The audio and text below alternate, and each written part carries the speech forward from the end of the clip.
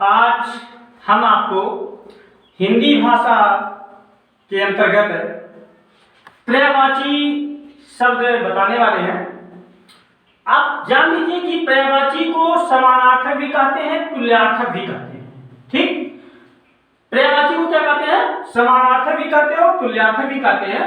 इसलिए अगर तीनों शब्द पूछ लिए जाए आपके पेपर में, प्रश्न में, कंपटीशन में, तो आपको घबराना नहीं चाहिए। अगर ये पूछ लिया कि इसका तुल्यार्थक शब्द कौन सा है, तो आप तुल्यार्थक नाम नहीं सुने तो आपको दिक्कत होगी। इसलिए आपको मैं बता दे रहा हूं कि पर्यायवाची में चाहे पर्यायवाची कहिए या समानार्थक कहिए या तुल्यार्थक कहिए, कोई दिक्कत नहीं होगी। ठीक है, तो इसी पर्यायवाची पर, समानार्थक और तुल्यार्थक पर आज हम चर्चा करेंगे। तीनों एक ही हैं, तीनों का अर्थ एक ही होता है, घबराने की बात नहीं है।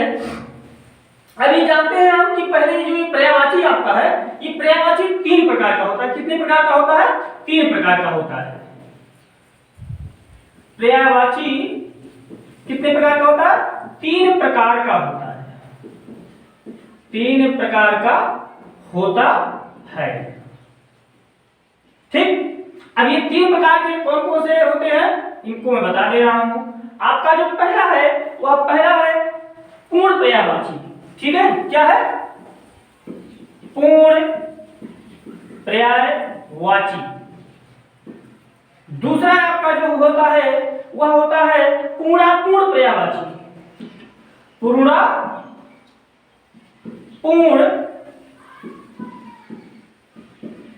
पर्यायवाची। और तीसरा होता है आपका अपूर्ण पर्यायवाची। अपूर्ण पर्यायवाची। ये आपके पर्यायवाची के तीन भाग होते हैं। एक होता है पूर्ण पर्यायवाची, दूसरा पूर्ण पर्यायवाची और तीसरा अपूर्ण पर्यायवाची।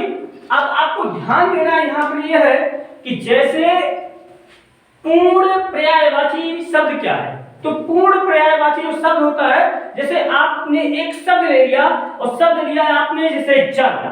ठीक है, क्या लिया? जल। अब जल का जलज भी होता है और वारिज भी होता है। ठीक, ये आपका पूर्ण पर्यायवाची के अंतर्गत आएगा। दूसरा है पूर्णापूर्ण पर्यायवाची। और जो पूर्णापूर्ण पर्यायवाची होता है उसमें होता है जैसे ईश्वर। अब इसका पर्याय परमात्मा भी होता है। ठीक है, भगवान भी होता है। ठीक, ये आपका पूर्ण पर्यायवाची होता है। अपूर्ण पर्यायवाची जब आपको हम विलोम शब्द, विपरीतार्थक शब्द बताएंगे तब वहां पर इसकी हम चर्चा करेंगे, तो आपको समझ में आसानी से आ जाएगा। एक चीज आप ये ध्यान से सुनिए और जानिए कि जो पर्यायवाची शब्द है वो पर्यायवाची शब्द केवल हिंदी भाषा के ही शब्द नहीं होते हैं। प्रत्येक भाषाएं बहुत उन्नतशील भाषा है और उन्नतशील भाषा होने के कारण उसमें यह है कि जैसे संस्कृत के भी शब्दों को ले लिया, अरबी के भी शब्दों को ले लिया, विदेशी शब्दों को भी ले लिया, ठीक है, देशज शब्दों को भी ले लिया, तो इन सारे शब्दों को मिला करके उनको पर्यायवाची के रूप में कर देते हैं, क्योंकि उनके समान जो अर्थ देने वाले होते हैं, उनकी तुलना से अर्थ देने वाले होते हैं, उन्हीं को हम पर्यायवाची कह देते हैं। एक चीज हिंदी में थोड़ी दुविधा है।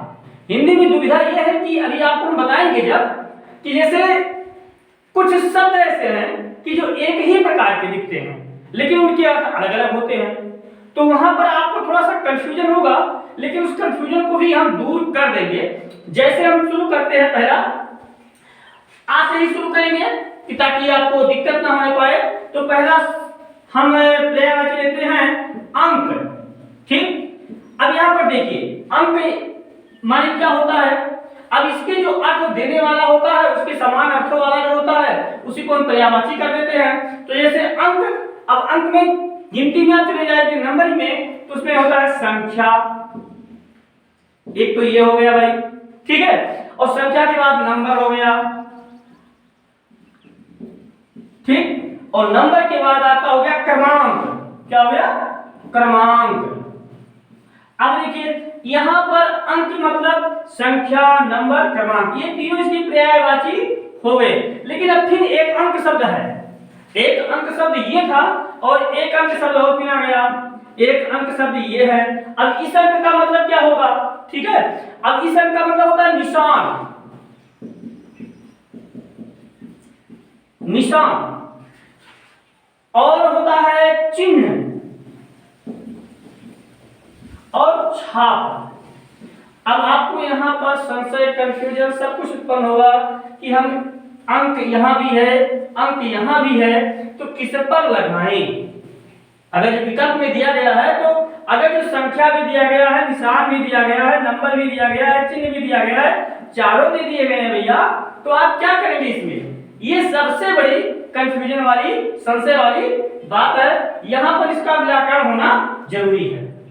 देखिए, आपके जब प्रश्न पूछे जाएंगे तो उन प्रश्नों में विशेष ध्यान रखिएगा कि जिस प्रकार के प्रश्न पूछे जा रहे हैं, अगर तो वहां पर पर्यायवाची शब्द पूछे जा रहे हैं, तो क्रमशः आप देखेंगे कि वो किस अर्थ को प्रकट करने वाले हैं।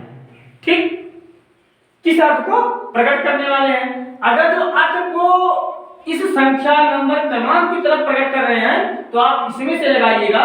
और अगर जो ये निशान, चिन्ह, अंक की तरफ, छाप की तरफ ले जा रहे हैं, तो इन्हें इसको लगाइएगा। एक अंक और है, इसको भी देख लीजिए भाई, ठीक है। एक अंक और है, तो ये अंक का मतलब होता है गोद, मां का गोद, करोड़,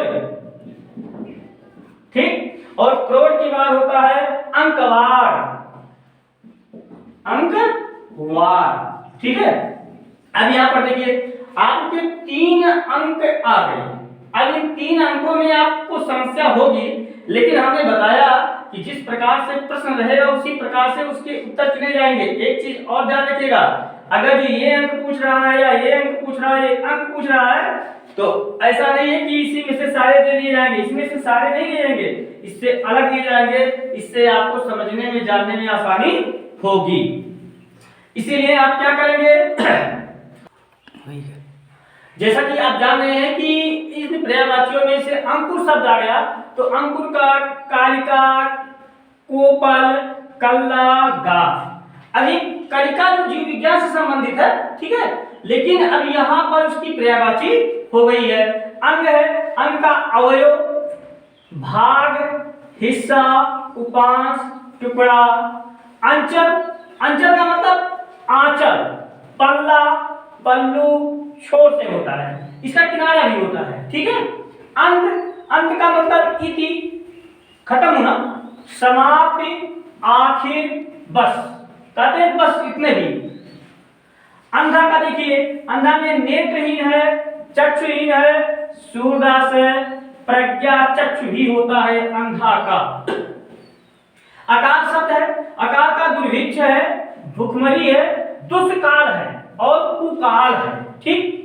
तो ये अकाल की पर्यायवाची है।